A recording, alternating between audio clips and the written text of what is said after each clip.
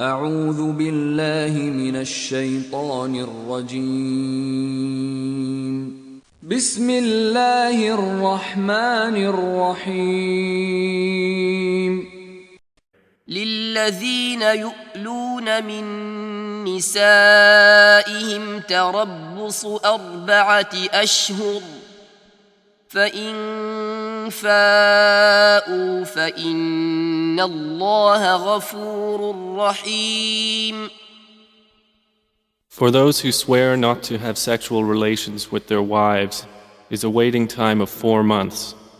But if they return to normal relations, then indeed Allah is forgiving and merciful. والمطلقات يتربصن بأنفسهن 3 قروء ولا يحل لهن أن يكتمن ما خلق الله في أرحامهن إن كن يؤمن بالله واليوم الآخر وبعولتهن أحق بردهن في ذلك إن أرادوا إصلاحا ولهن مثل الذي عليهن بالمعروف وللرجال عليهن درجة والله عزيز حكيم. Divorced women remain in waiting for 3 periods, and it is not lawful for them to conceal what Allah has created in their wombs if they believe in Allah and the Last Day. And their husbands have more right to take them back in this period if they want reconciliation. And due to the wives is similar to what is expected of them, according to what is reasonable. But the men have a degree over them in responsibility and authority. And Allah is exalted in might and wise.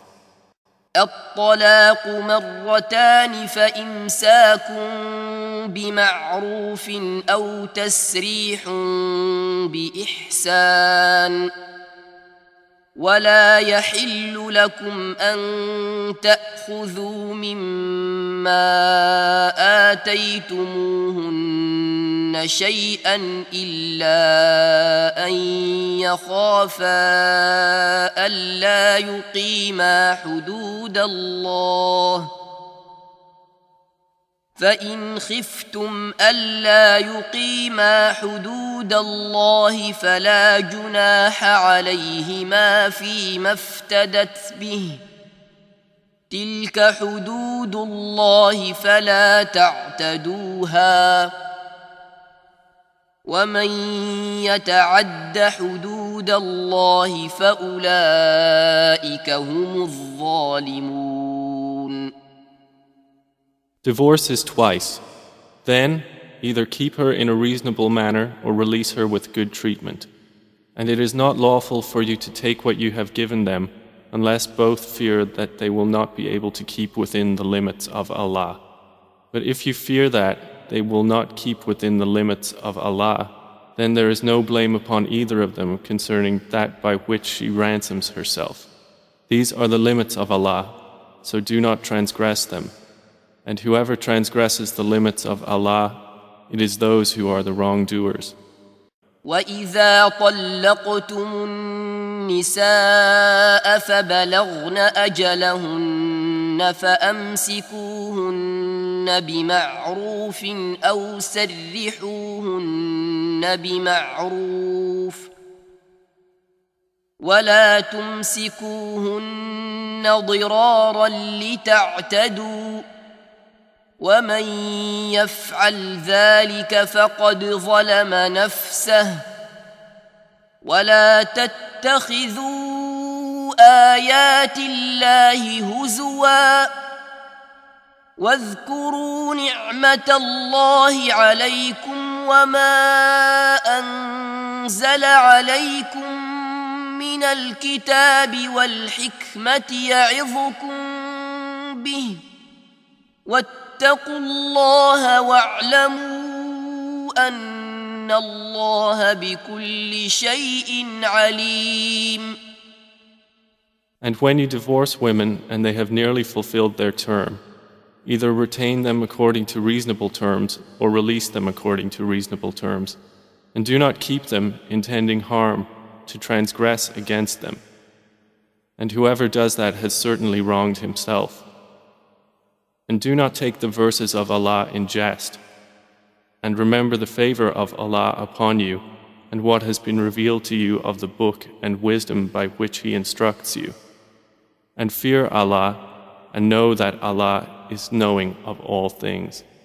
والوالدات يرضعن أولادهن حولين كاملين لمن أراد أن يتم الرضاعة وعلى المولود له رزقهن وكسوتهن بالمعروف لا تكلف نفس إلا وسعها لا تضار والدة بولدها ولا مولود له بولده وعلى الوارث مثل ذلك فإن أرادا فصالا عن تراض منهما وتشاور فلا جناح عليهما وإن أردتم أن تسترضعوا أولادكم فلا جناح عليكم إذا سلمتم ما آتيتم بالمعروف واتقوا الله واعلموا أن الله بما تعملون بصير. Mothers may breastfeed their children 2 complete years for whoever wishes to complete the nursing period. Upon the father is the mother's provision and their clothing according to what is reasonable. No person is charged with more than his capacity. No mother should be harmed through her child, and no father through his child. And upon the father's heir is a duty like that of the father. And if they both desire weaning through mutual consent from both of them and consultation, there is no blame upon either of them. And if you wish to have your children nursed by a substitute, there is no blame upon you as long as you give payment according to what is reasonable. And fear Allah and know that Allah is seeing of what you do. لا جناح عليكم إن طلقتم النساء ما لم تمسوهن أو تفرضوا لهن فريضة ومتعوهن على الموسع قدره وعلى المقتر قدره متاعا بالمعروف حقا على المحسنين.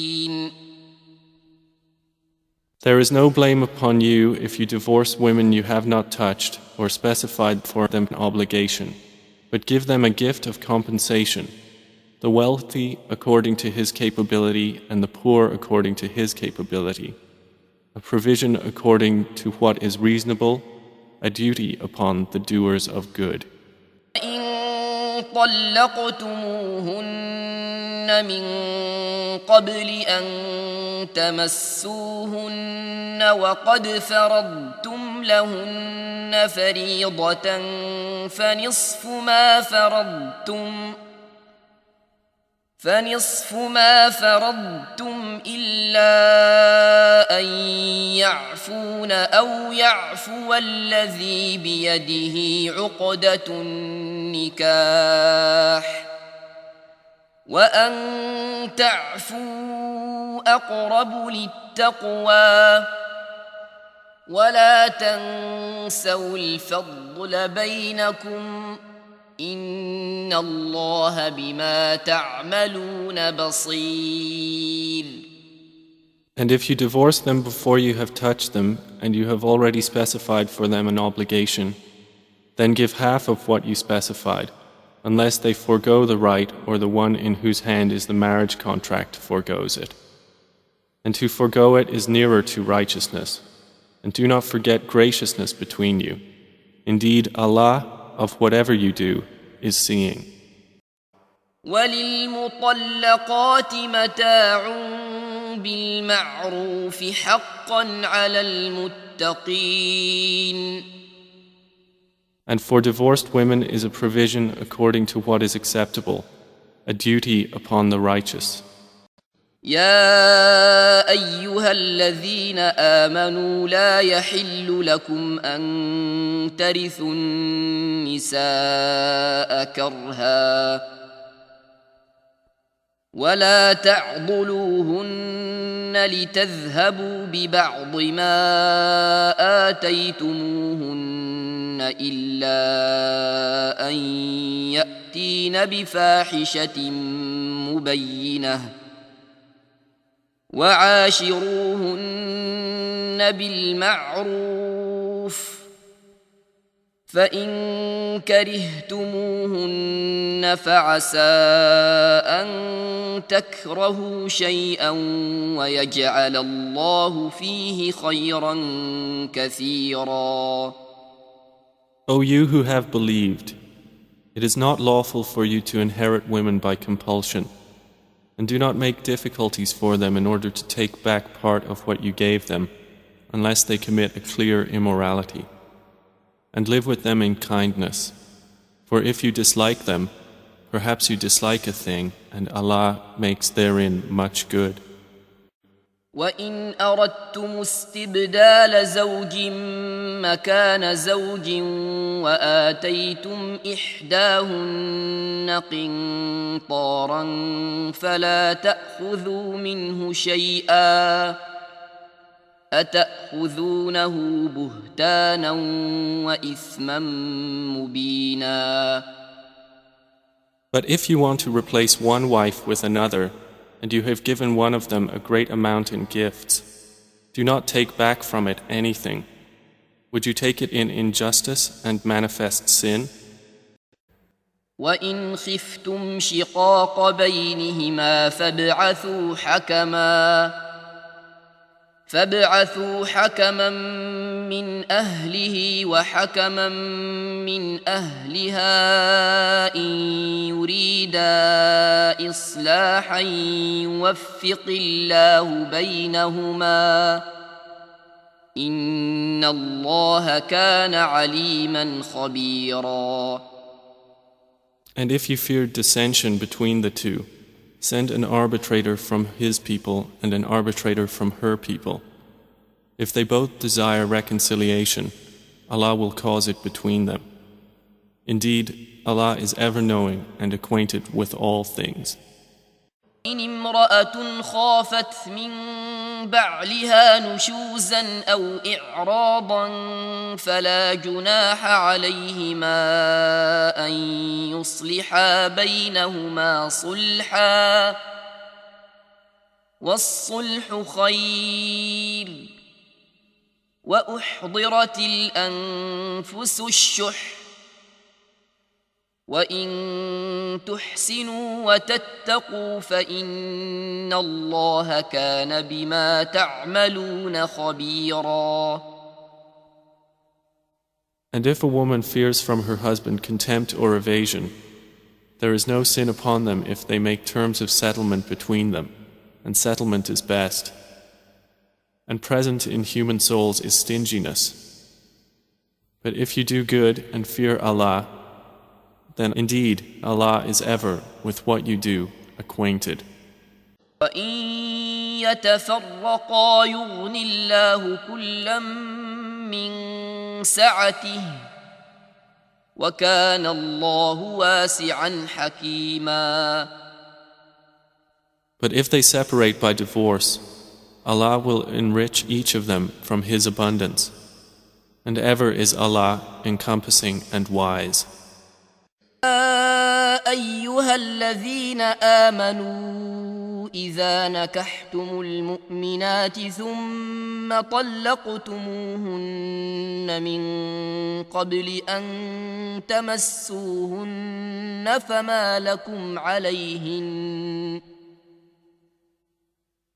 فما لكم عليهن من عدة تعتدونها فمتعوهن وسرحوهن سراحا جميلا. O you who have believed, when you marry believing women and then divorce them before you have touched them, then there is not for you any waiting period to count concerning them. So provide for them and give them a gracious release. الذين يظاهرون منكم من نسائهم ما هن أمهاتهم إن أمهاتهم إلا اللائي ولدنهم وإنهم ليقولون منكرا من القول وزورا وإن الله لعفو غفور. Those who pronounce dhihar among you to separate from their wives, they are not consequently their mothers. Their mothers are none but those who gave birth to them. And indeed, they are saying an objectionable statement and a falsehood. But indeed, Allah is pardoning and forgiving. والذين يظاهرون من نسائهم ثم يعودون لما قالوا فتحرير رقبة من قبل أن يتماسا ذلكم توعظون به والله بما تعملون خبير. And those who pronounce dhihar from their wives and then wish to go back on what they said, then there must be the freeing of a slave before they touch one another.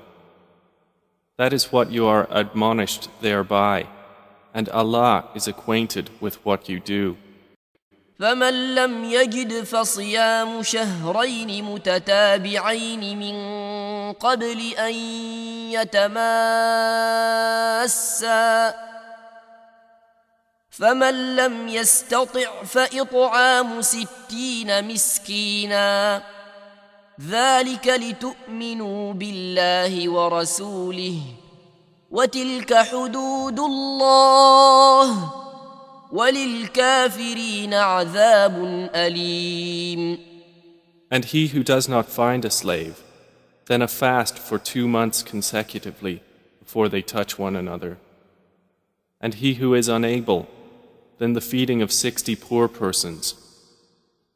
That is for you to believe completely in Allah and His Messenger, and those are the limits set by Allah. And for the disbelievers is a painful punishment.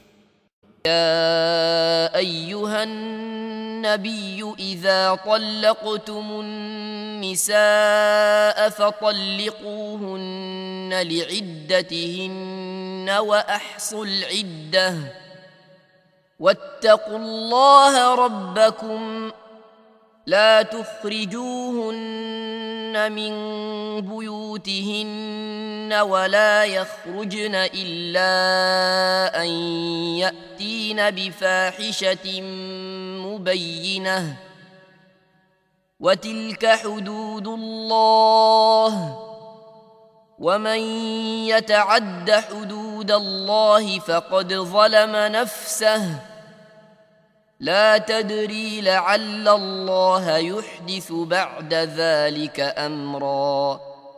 O Prophet, when you Muslims divorce women, divorce them for the commencement of their waiting period, and keep count of the waiting period, and fear Allah, your Lord. Do not turn them out of their husbands' houses, nor should they themselves leave during that period, unless they are committing a clear immorality. And those are the limits set by Allah. And whoever transgresses the limits of Allah, has certainly wronged himself.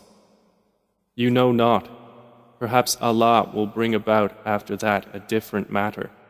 إذا بلغن أجلهن فأمسكوهن بمعروف أو فارقوهن بمعروف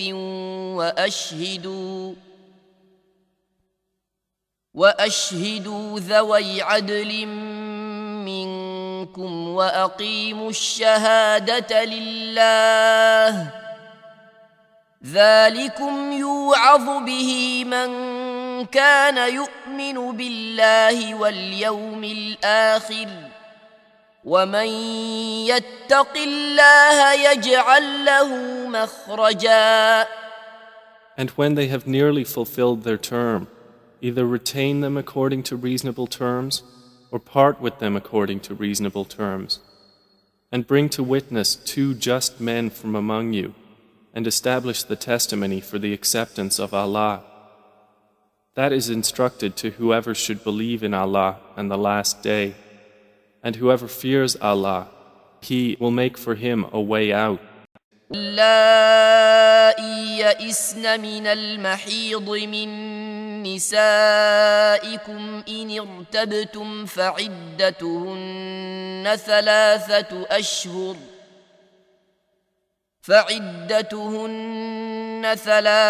أشهر واللائي لم يحضن وأولاة الأحمال أجلهن أن يضعن حملهن ومن يتق الله يجعل له من أمره يسرا. And those who no longer expect menstruation among your women, if you doubt, then their period is 3 months, and also for those who have not menstruated.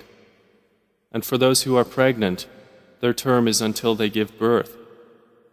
And whoever fears Allah, He will make for him of his matter ease. أسكنوهن من حيث سكنتم من وجدكم ولا تضاروهن لتضيقوا عليهن